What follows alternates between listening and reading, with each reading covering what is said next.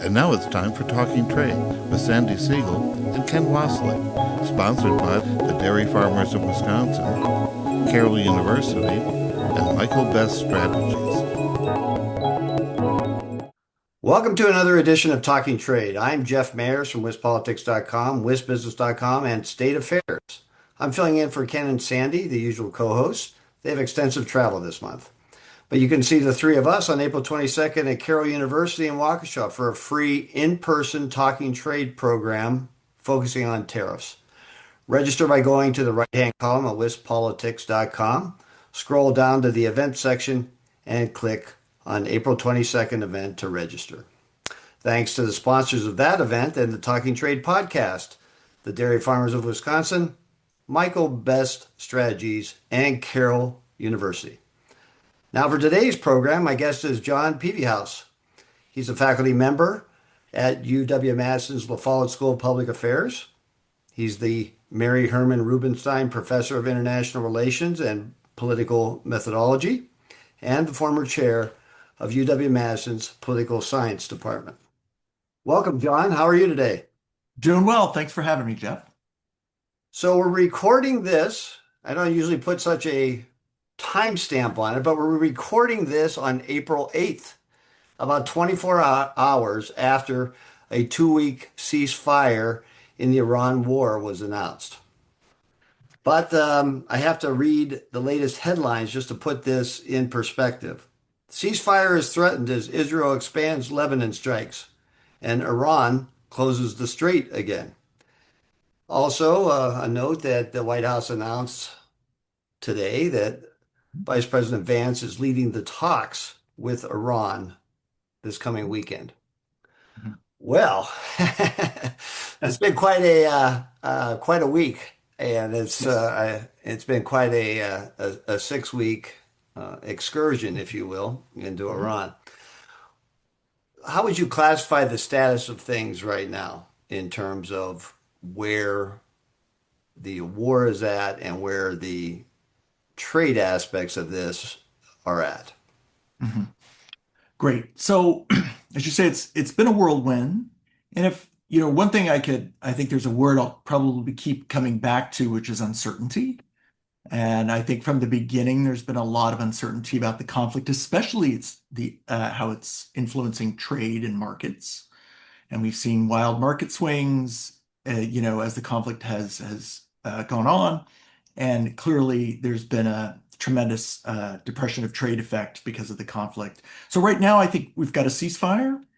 I think even though I think in the last 24 hours, there have been some reports of missiles here and there around Iran and its neighbors.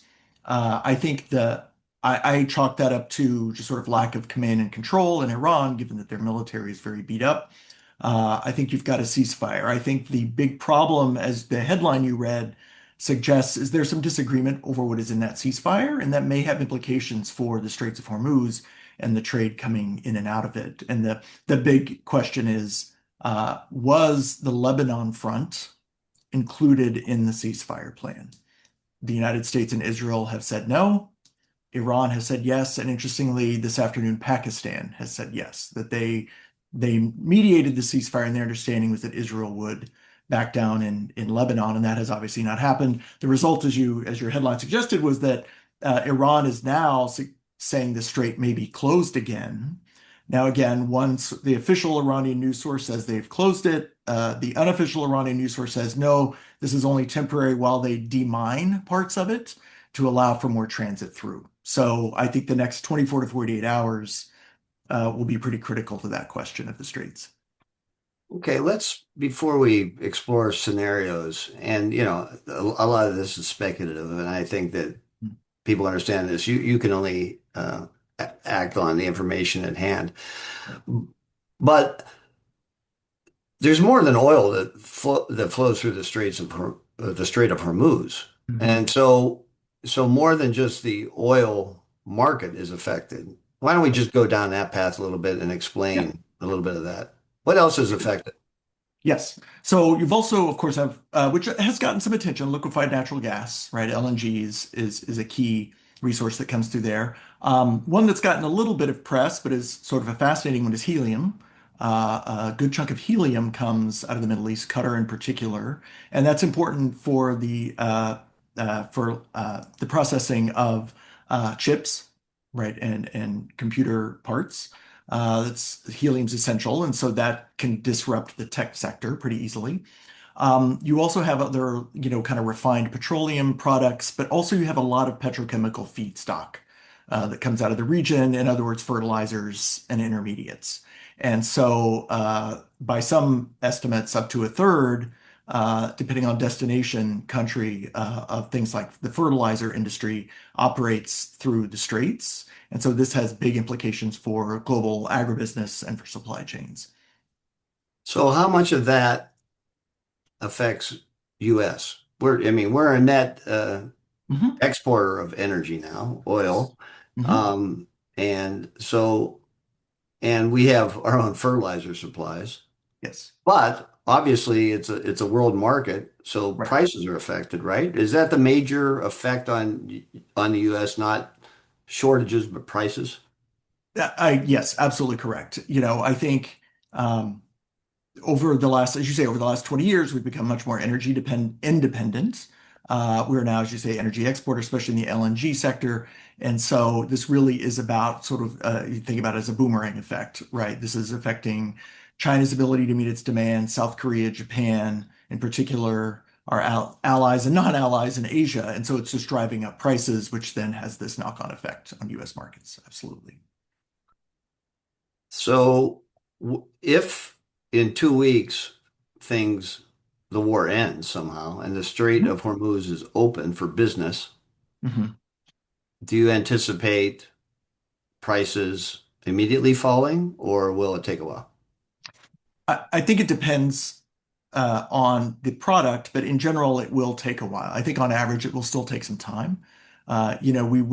We've gone from a situation of fairly open, I mean, completely open trade through the strait to next to nothing. We've now got drips and drabs, and it's going to take a while for those supply chains to get, repopulated and for those ships to get moving again. you know, uh, Even something sort of seemingly pedestrian like the crews on these ships, right? They can't get off of them. They've been stuck on them. There's somewhere between 3,000 and 4,000 people on these ships that are just sitting in the Gulf. Like you can't just get them moving and you've got to get them food. You've got to supply them, and all that takes time. Is it going to be months? No. But will it be weeks? Yeah, quite possibly.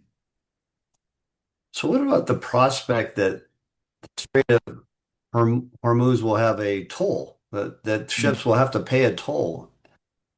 Do you think that that's likely, and what would be the implications of that for worldwide trade?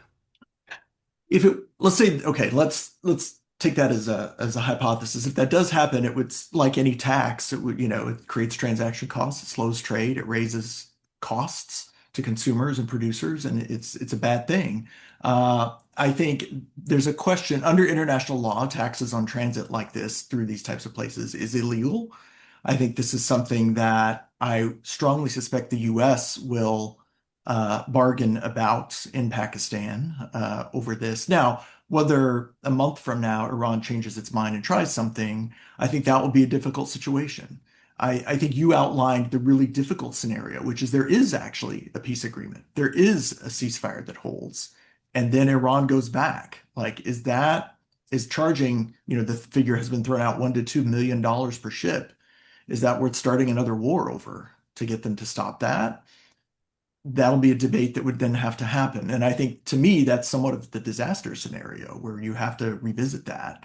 And that's why I think the Trump administration will really try their best to cut this off, head this off at the pass. Right, but now Iran has proven it can close the strait and Mhm. under current conditions. So therefore, this threat would always seem to be hanging out there. It would be omnipresent, yes. And I think, look, when the war started, the Strait of Hormuz was discussed extensively, especially on the military side in the US. And kind of the hope was that you'd get regime change, right? And that the new leaders of Iran wouldn't try to use this as leverage. And I think this is again, running into the problem of we haven't seen regime change. I kind of don't believe we will see regime change in the short run. And so this hangs as a threat over the region. So this is something uh, that is going to have to be negotiated or somehow prevented. That said, Iran depends on the strait too. Iran can't, people talk about, well, they could sink ships and close the strait, but that cuts them off too. And that gives them no source of capital. And so to rebuild the military that they so badly will want to rebuild. And so they need to keep some ships moving through. And, now you read things like, well, is there ways to set up cloaking systems on ships to get them through so Iran doesn't know? I mean, that's the level at which people are talking about trying to meet these future threats from Iran. And so we don't know. As I say, there's a lot of uncertainty, but I think, again, this is something that's just going to have to be worked out politically. And I would emphasize this is a political solution that's needed unless you want to go back to war to reopen it. All right. So 6 months from now, what's your best guess? Can you have a best guess? Or am I Well, really let me give putting you on you the spot? let me give you best case and worst case, Okay. sort of 6 months. Best Okay. case in 6 months, the ceasefire, we get a peace agreement. The same regime is still in control. Well, no, actually, the best case scenario would be something does happen and we get regime change in Iran. I don't think a new regime in Iran will be super friendly to the United States, but it will be much less unfriendly to the United States, if that makes any sense. And I think you then have a resumption of economic activity in the region, both on the part of the Gulf states, Iran, Iraq, Kuwait. Things kind of get back to normal in 6 months, and it will remain a fragile peace, but it could be a peace in which you can do business. Frankly, I think Iran knows they need that. The Gulf states clearly want that. And I think the US knows that that would be a good thing too, which is my hope for why this best case might actually emerge. The nightmare scenario is that we haven't had it. The ceasefire doesn't stick, or there's been some agreement that is then broken. The violence continues, and that goes for Iran adopts a much more going for broke strategy. Again, I don't think they sink a bunch of tankers in the strait to prevent its use, but I think they go after energy production capabilities in their neighbors in the region. I think they continue to try to conduct cyber war. They continue to try to disrupt economic activity, both in the United States and Europe. And I think you see the global rise in prices continue, which present all kind of potential problems. And I think the key again, I'm sure I regret saying this. I think the key variable right now, ironically, is what is happening in Lebanon. I think the Iran regime cares deeply about the fate of Hezbollah and its ability to keep what it sees as its major international asset alive and going in Lebanon. And obviously, Israel has every incentive to try to degrade or eliminate that asset. And I think the big question is how Iran approaches that variable and that asset, which is, I know, completely different than what's happening in the Strait of Hormuz. But I think politically speaking, from an IR, international relations perspective, I think that is something they care a lot about. Okay. So one more quick one. We're running out of time here, but what's the lesson learned for if you're in the trading business for those who are in logistics? I mean, it's sort of like one thing after another here. The COVID, Ukraine war, this war. Is there a lesson, or it's just sort of like that's the way it is, folks? Get used to it. Well, I think in the short run, it's get used to it. I think we are entering a time of, the post-Cold War era is over. We are back to a time of geopolitics and thinking about risking and de-risking, whether it's the Middle East, whether it's China, whether it's Russia. And I think redundancy is just, if possible, it's always valuable if it's cost effective, but it's going to have to be important. You know, one of the things I tell my students is every time there's a conflict that starts, whether it's Venezuela or Ukraine or whatever, the first story you always see is, well, what does this mean for Taiwan? Right. And that's the next big one, right? It's like, well, what does it mean for Taiwan? Or what does it mean for the Spratly Islands? Another big sea lane of communication in global trade. And I think the risks are not going down anytime soon. And whether they will in the next 3 years, 5 years, I doubt, because we are just back to an era of, the use of force and geopolitics, whether we like it or not. Okay. Thank you, Professor Jon Pevehouse, faculty Thank member you. at UW-Madison's Follette School of Public Affairs. Thanks for being on Talking Trade. Thanks so much. Thanks for having me. You've been listening to Talking Trade with Sandi Siegel and Ken Wasylik, sponsored by the Dairy Farmers of Wisconsin, Carroll University, and Michael Best Strategies.